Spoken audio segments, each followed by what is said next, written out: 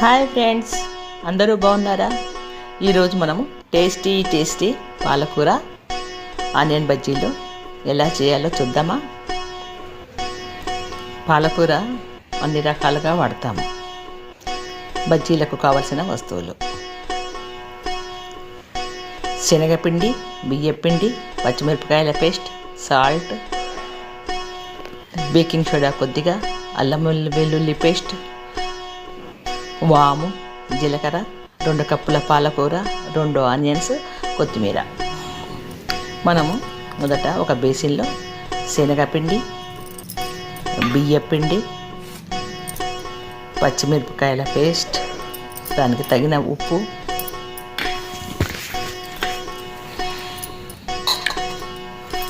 అల్లం వెల్లుల్లి పేస్ట్, వాము, కొద్దిగా జీలకర్ర, కొద్దిగా బేకింగ్ సోడా, వంట సోడా కొద్దిగా వేస్తే కొంచెం బాగా పొంగుతాయండి. తర్వాత నెక్స్ట్ తరిగిన పాలకూర, తరిగిన కొత్తిమీర, కట్ చేసుకున్న ఉల్లిపాయ ముక్కలు అన్నీ వేసి బాగా కలుపుకోవాలి.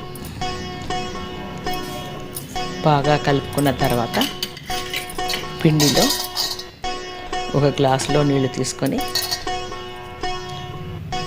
బజ్జీల పిండి ఏ విధంగా కలుపుకుంటామో ఆ విధంగా మనము నీళ్లు పోసి కలుపుకోవాలి.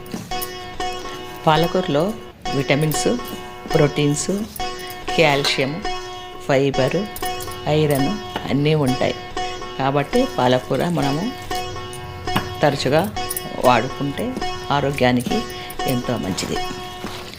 కొద్దిగా నీళ్లు పోసి ఇలాగా పిండి కలుపుతూ ఉండాలి.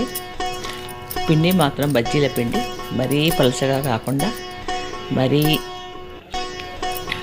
గట్టిగా కాకుండా, చూడండి ఈ విధమైన కన్సిస్టెన్సీతో ఉంటే చాలు. మనము ఒక బాండీ పెట్టి దానిలో బజ్జీలు రౌండ్గా వేసుకుంటూ పోవాలి. మంట మరీ ఎక్కువగా పెట్టకూడదు, తక్కువ పెట్టకూడదు. బజ్జీలు దూరగా వేగిన తర్వాత సైడ్కు తిప్పుకోవాలి.